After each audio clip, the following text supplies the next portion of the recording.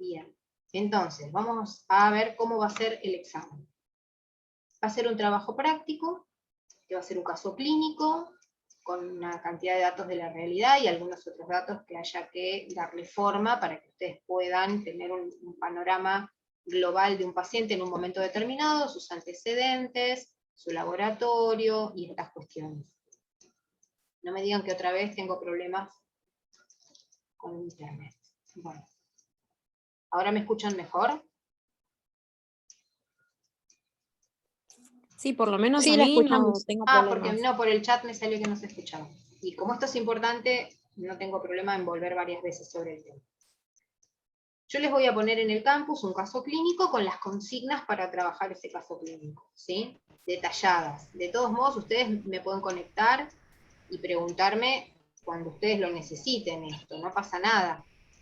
¿Sí? Tenemos el chat del WhatsApp, tenemos el campus, ustedes eligen por dónde quieren comunicarse y en ese momento se comunican sus dudas conmigo. Este trabajo es grupal, o sea que cada grupo, que yo ya los tengo identificados, les voy a pedir que me vuelvan a mandar si hay cambios, que me manden la lista de los grupos, si llegan a cambiar gente o se fue gente, y que cada trabajo conste, como ya saben que tienen que hacerlo, yo sé que ya son estudiantes avanzados, pero no está de más volver a repetirlo, es un trabajo por grupo, con todos los integrantes, con DNI de cada uno, porque puede haber nombres parecidos o iguales, ¿sí?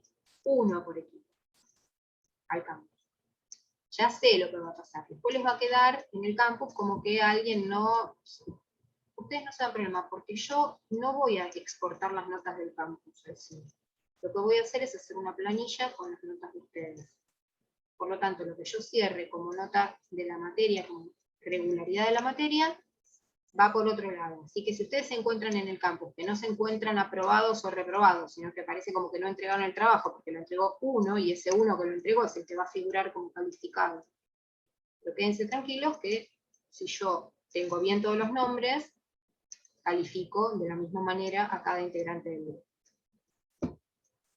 El formato del trabajo, ustedes pueden elegir utilizar cuadros sinópticos, hacerme flechitas, mapas conceptuales de la patología, cuando les pida una breve explicación de la fisiopatología del paciente, bueno, ahí pueden hacer un esquema, y ponerlo, sacar una foto y ponerlo en el trabajo, pueden hacer un mapa conceptual de la enfermedad o del cuadro clínico. Después, en la cuestión de prioridades, ustedes pueden elegir si trabajan con colores, si trabajan con un cuadro que diga A, B, C, D, el sistema de priorización es el mismo que ya conocen, es el ABCD. Y después lo que les voy a pedir es que tomen decisiones en relación con ese paciente, basadas por supuesto en la bibliografía que tienen y en la que ustedes pueden llegar a usar, y en el caso de que usen bibliografía por fuera de la que yo les di, la citan. Porque es de buena práctica siempre citar, así como yo cuando hago una diapo les pongo de dónde saqué tal artículo científico o tal concepto, bueno, es de buena práctica citarlo también en el trabajo. Básicamente es esto. ¿Qué me interesa fundamentalmente? Que ustedes estén manejando la situación clínica del paciente, o sea, sepan de qué están hablando y tomen las mejores decisiones posibles. Por supuesto, siempre se va a poder sumarle cosas al trabajo, ¿sí? Pero si están las cuestiones básicas, el trabajo va a estar aprobado y va a estar aprobado como un proyecto. Por supuesto que esto no cierra el promedio de ustedes tampoco, porque tienen que hacer todavía toda la parte práctica y después rendir el final de la materia. ¿Sí? Así que esmérense con el trabajo porque es la única, digamos, forma de corrección de esta etapa de la materia. Y porque además van a aprender haciéndolo, lo cual me parece que es un bonus track de un examen. Aprender haciendo un examen está muy bueno. A mí me van a elegir cómo me gusta que me tomen exámenes, y bueno, a mí me gustan los orales a desarrollar. Básicamente me encanta que me dejen hablar. Pero si no me dejan hablar, me gusta que me tomen exámenes en los que pueda ser creativa, pueda decir, bueno, yo decido hacer esto con este paciente por esto, por esto y por esto. Puede que esté yo de acuerdo o no con ese cuidado, con esa toma de decisiones. Ahora, si está bien fundamentada, va a estar bien. Eso es enfermería basada en la evidencia. Si ustedes me dicen, no, yo haría esto, porque no sé, la guía de sepsis dice que hay que hacer tal cosa, yo la haría. Bueno, yo a lo mejor la haría dentro de un rato, pero ustedes me lo están justificando, está perfecto, va a estar bien. ¿Sí?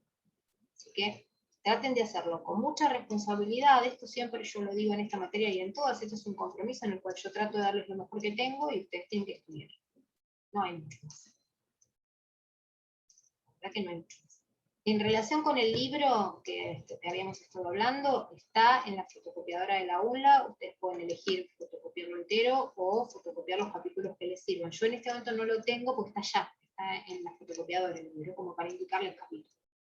Ustedes pueden pedir uno, mirarlo y fijarse qué les puede servir o no para el trabajo, y si después lo quieren para el final, bueno, se ocupan de buscar material para el final. Si alguien, mientras está haciendo el trabajo, tiene alguna duda y no sabe dónde buscar material, me consulta y vemos si yo tengo algo en mi computadora o si podemos buscar algo que los ayude a trabajar el tema. ¿Sí? No sé si se me está ocurriendo, si me estoy olvidando de algo en relación con el examen.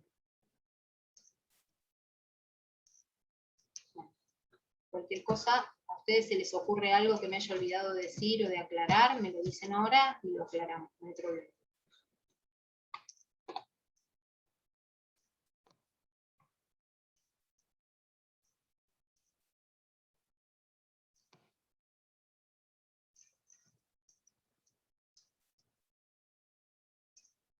Me siento sola. No, profe, nada. Me No, siento profe, sola. nada. Bueno, quedó entonces bastante clara la consigna. Igual va a estar en el trabajo todo esto, relájense, traten de hacerlo en función de aprender y de pensar, no de aprobar la materia. Ya estamos en una etapa de la formación donde van camino a ser licenciados y licenciadas. Estamos en otro plano de debate, estamos aprendiendo entre colegas. Aprovechemos esa situación. ¿Sí? Bueno, ¿qué vamos a empezar a ver hoy? Hoy, ¿se acuerdan que la clase pasada vimos fisiología respiratoria, un repaso? Que yo sé que yo lo llamo repaso y en muchos de los casos no es repaso, son temas nuevos. Pero yo trato de pensar que tanto en la anatomía y fisiología como en adultos 1 y 2, estos temas se han visto. Por ende, trato de que sea un repaso. ¿Para qué lo hicimos todo ese repaso de respiratorio? Para poder meternos en la ventilación mecánica propiamente dicha. ¿Qué vamos a puntualizar de la ventilación mecánica? Yo les voy a dar una clase bastante teórica hoy, y la semana que viene, no, el viernes, van a tener una clase específica de cuidados de enfermería en la ventilación mecánica, donde es medio tipo receta de cocina. Para esto hay que hacer esto, para esto hay que hacer esto, para esto hay que hacer esto. Hoy va a ser un poquito más general, va a tener más que ver con cómo funciona la ventilación mecánica en el paciente, cómo es que el paciente y el ventilador interactúan. ¿Y cómo es esto de invertir el patrón respiratorio? Yo no pretendo que ustedes salgan especialistas en ventilación mecánica, como no pretendo que salgan especialistas en monitoreo, ni especialistas en nada, porque esto es una materia de la carrera. ¿Sí? Lo que vamos a tratar es de hacer un pantallazo de algo que lleva mucho tiempo de estudio. Entonces yo les pido que a la medida que yo voy dando la clase, o cuando la vean en el video de YouTube, o cuando vean esta clase, que es por ahí un poquito más de entrecasa que la del video, si se quedan con dudas se las anoten y me pregunten. Y si estoy ahora hablando y no les cierra algo, no se entiende, me interrumpen y me lo preguntan, haciendo de cuenta como siempre que estuviéramos en clase. Porque no es un tema sencillo, es algo muy nuevo, no es algo tan difícil. En general nos lo suelen hacer difícil porque suena bien decir que sabemos de esto. Es muy, muy difícil al lado de la cama del paciente. La teoría no es difícil. Lo que es difícil es ventilar de verdad bien a un paciente, acorde a su necesidad respiratoria, que nosotros no sabemos cuál es. Tratamos de intuirla desde afuera. Entonces, las herramientas que ustedes van a tener van a ser para que cuando después vayan a la práctica, puedan entender qué es lo que le está pasando a un paciente que está en un patrón fisiológico opuesto diametralmente a cómo respiramos habitualmente. Por eso es que hicimos una pequeña reseña acerca de la respiración fisiológica. ¿Sí? Vamos ahora a buscar eso. Somos poquitos.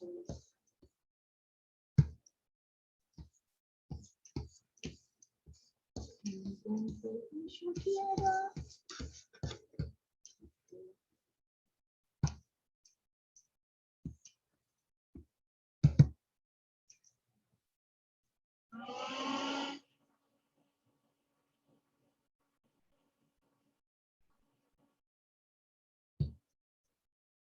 Si alguien está muy enganchado con este tema o está trabajando en terapia intensiva, la semana que viene, cuando tenga la fecha exacta, que voy a hacer el streaming del Ministerio de Ventilación Mecánica en Pediatría en COVID o cuidados de enfermería, que incluyen ventilación mecánica en pediatría en COVID, les aviso.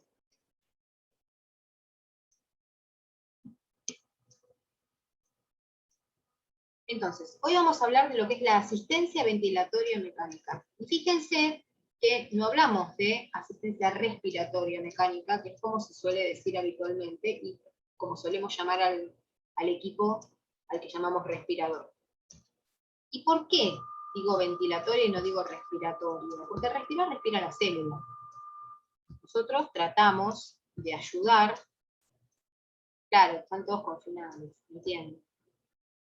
Igual esto está la clase súper explicada en YouTube, así que no va a pasar nada si no están hoy en clase. Ustedes saben que yo no tomo lista y además manejen ustedes sus tiempos como a ustedes les parezca pertinente.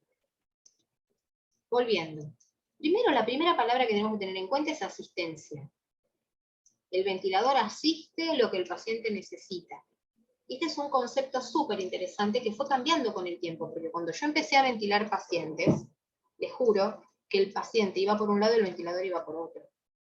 Y la única forma que teníamos, porque los ventiladores no nos proveían esta posibilidad, la única forma que teníamos de ventilar a un paciente era tenerlo planchado en la cama, como una estampilla, con bloqueantes neuromusculares, y tratando de que ni se mueva. Hoy podemos tener un paciente despierto, que nos conteste sí o no con la cabeza, o que nos agarre la mano, o que nos muestre en un tablero letras, y a la par ventilado. ¿Qué cambió? Desde ese momento que yo empecé ahora, 3 cosas cambiaron. Primero que nada cambió el foco en estar en función del paciente y no en función de los parámetros que yo quiero que el paciente tenga. O sea, el equipo de salud cambió el foco. Segunda cuestión, cambió la sedación. Tenemos sedantes en este momento que permiten estar confortable, pero lúcido. Con lo cual, eso también ayudó bastante. Antes teníamos diazepam. Del diazepam a la dexmedetomidina pasó mucha agua bajo el puente.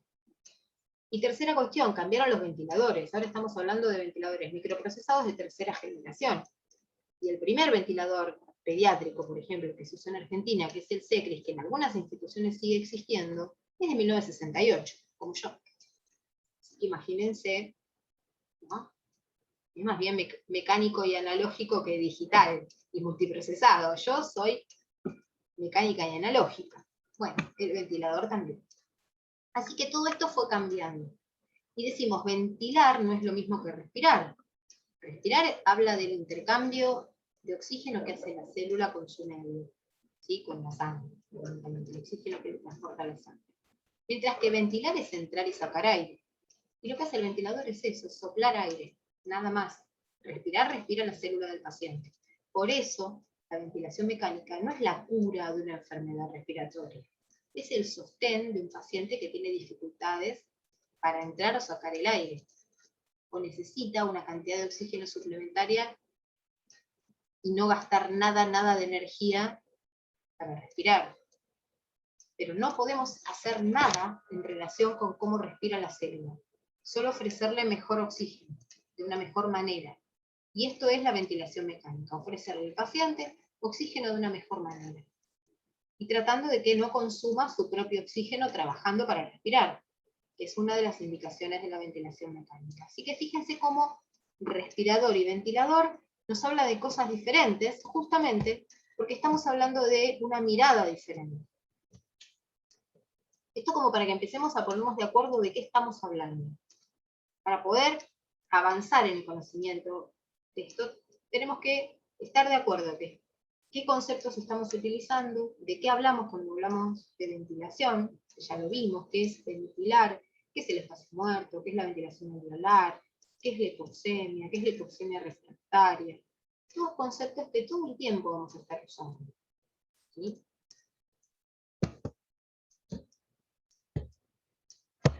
Entonces, este es un contexto de terapia intensiva con un paciente ventilado grave. ¿Qué tiene este paciente que no tienen otros pacientes? Bueno, este es un paciente mío, básicamente del hospital, uno de mis tantos pacientes del fin de semana, que tiene varias cuestiones. Tiene requerimientos de inotrópicos, ustedes los están viendo en esas bombas de infusión, requerimientos de analgesia, que también lo están viendo en bombas de infusión, de alimentación parenteral, así que no puede comer, que recibe alimentación parenteral, ¿sí? Este Profe, paciente, perdón, sí, yo cuando veo esta foto sí, no entiendo nada, estoy re perdido. Y seguro que a mi justamente. compañero le Por debe eso, pasar lo mismo. por eso les Estaría estoy bueno que explique contando. uno por Dale, uno, a poco, despacito, porque dale, se ve vamos. interesante. Vamos, la idea es que ustedes puedan hacerse a la idea de qué estamos hablando cuando hablamos de un paciente que necesita un ventilador. Es un paciente grave, ¿sí? Porque hasta Claro, ahora, profe, sí, por porque hasta ejemplo, ahora, yo estuve, perdón, sí, así es. no, decime.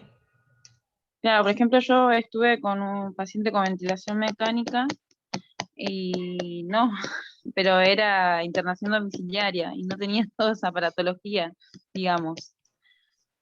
También se complica un poco. Claro, hay diferentes requerimientos de soporte ventilatorio, desde el soporte ventilatorio total hasta el soporte parcial, por ejemplo. Este paciente es Claro. uno de los más graves de una terapia, por ejemplo. ¿Qué tiene este paciente? Fíjense, acá tiene una bomba de insulina, o sea que el paciente está hiperglucémico, no porque sea diabético, sino porque está séptico. Sí. Les voy tirando un dato para su paciente. Tiene goteo de vasopresina, ¿se acuerdan que hablamos? ¿Dónde tengo mi mouse? Acá. Tiene goteo de vasopresina, significa que el paciente ha tenido un shock séptico refractario a inotrópicos y vasopresores.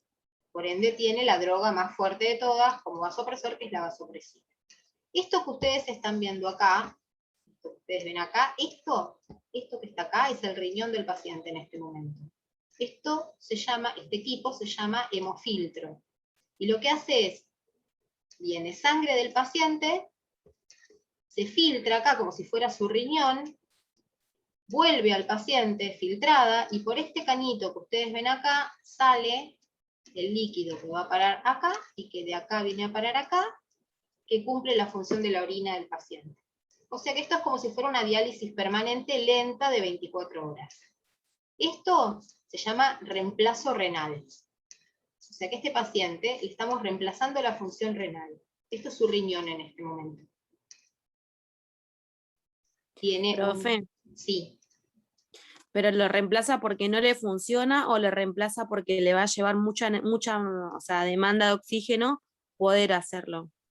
Las dos cosas. Se reemplaza porque no funciona bien, porque el paciente tiene un shock séptico y la función renal está comprometida, porque la perfusión al riñón está comprometida. ¿Se acuerdan que esto de la perfusión era el ABC del shock séptico? Le estaba faltando volumen a ese riñón. Y por otro lado, como le tenemos que dar tantas drogas y tanto volumen al paciente, necesitamos apoyar la función de su riñón, sacándole líquido innecesario.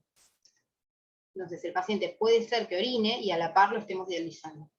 O puede ser que no orine nada y haya entrado en insuficiencia renal aguda por su propia patología, por su shock. Pero sea por una cosa, sea total o parcial el reemplazo, está recibiendo terapia de reemplazo renal. Esta terapia de reemplazo renal no es como la diálisis intermitente que va el paciente insuficiente renal crónico a hacerse al centro de diálisis, donde en 2 horas le sacan 4 litros de líquido. Acá vamos sacando de a muy poquito porque el paciente tiene problemas con su presión arterial, por eso recibe vasopresores. Entonces, si yo le saco líquido de golpe, lo voy a hipotensar al paciente, más allá de los vasopresores. Entonces se lo vamos sacando despacito, lentamente, como si el paciente estuviera orinando, el flujo que el paciente orinaría. Y este paciente tiene balance de ingresos y egresos y control de signos vitales horario, porque cada hora tenemos que saber cuánto salió, cuánto entró, cómo impactó esto en su presión, en su frecuencia cardíaca, en su saturación. ¿Sí? Es un paciente que lleva una enfermera, un enfermero por turno atendiendo solo a este paciente, porque los controles son horarios, o sea, yo en 14 horas hago 14 controles y 14 balances, además de toda la medicación y las soluciones que hay que dar. Con lo cual, es un paciente de altísima complejidad. Por otro lado, Doctor, tiene... perdón, Sí. ¿la vasopresina qué es? La vasopresina es, ¿se acuerdan que hablamos de la vasopresina cuando hablamos del shock séptico? Es la renina, es la hormona antidiurética, ¿sí? Claro, No. sí, sí. Es la hormona antidiurética. Entonces, ¿qué hace la hormona antidiurética? Retiene agua por un lado, pero por otro lado es un gran vasoconstrictor. ¿Sí? La vasopresina 1, que es, así como hay angiotensina 1 y 2, hay vasopresina 1 y 2.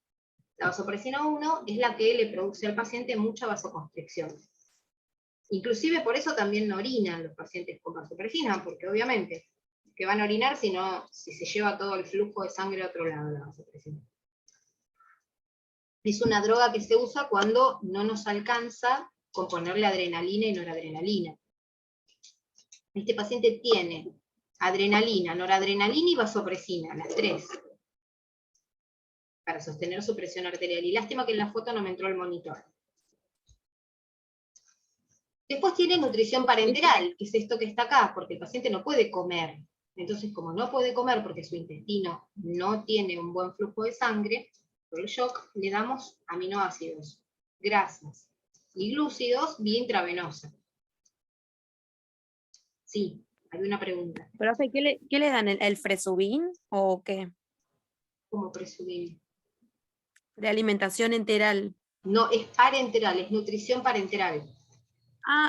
Porque por la no vena. veía bien arriba. Claro, es venosa, es la nutrición parenteral, que nosotros tenemos diferentes formulaciones de nutrición parenteral, para sepsis es una específica. Para otro tipo de patologías son otro tipo de nutriciones. Hay 3 o 4 nutriciones parenterales, y además se le puede colocar los electrolitos según la necesidad del paciente. Acá en la clínica donde yo estoy, ellos dan, por ejemplo, el Fresubin y todas las demás cosas, con K108 o nasogástrica, dependiendo a veces la Entiendo. complejidad del paciente. Pero eso es nutrición enteral, eso va al estómago o al intestino. Claro, Esta va sí, directo por eso a las estaba venas. mirando. Claro. Sí. Este paciente Pero no a mí me pasaba, tiene función intestinal. En este momento su a mí intestino me está pasaba inhibido. cuando veía los Baxter, que uno está acostumbrado a ver Ringer, Dextrosa, Oficio, y veía nombres naranja, glúcido y la gelatina, y yo, ¿y esto de dónde es? Claro, Y ahí empecé a entender un poquito más. exacto. Bueno, este paciente, además de tener nutrición parenteral, tiene solución fisiológica 2 bombas, una solución fisiológica 5 mililitros hora, para mantener permeable el lumen y por ahí poder pasarle todos los antibióticos que tiene, que este paciente tiene muchos antibióticos también. También se recibe muchas transfusiones de sangre, plaquetas, ¿sí? También tiene estas bombas de infusión que ustedes están viendo acá, son de sedación y analgesia, morfina, midazolam, dexmedetomidina, lo que el paciente necesite para estar confortable. Y esto que ustedes ven acá es típico de un paciente pediátrico, en adultos casi no se usa, es lo que se llama un ventilador de alta frecuencia, que nosotros no vamos a ver cómo funciona la alta frecuencia, porque es un modo de ventilación que no se utiliza en adultos. Pero sí vean, esta foto la traje para que vean el contexto de complejidad en el cual se maneja un paciente crítico, por ejemplo, como este, que es el paciente que ustedes van a encontrar después de un shock séptico, digamos. Es uno de los pacientes más graves que pueden encontrar en una terapia. Con una cosita más, con una cosita menos, con un tratamiento más, con un tratamiento menos, este paciente tiene reemplazada su parte hemodinámica, su parte metabólica,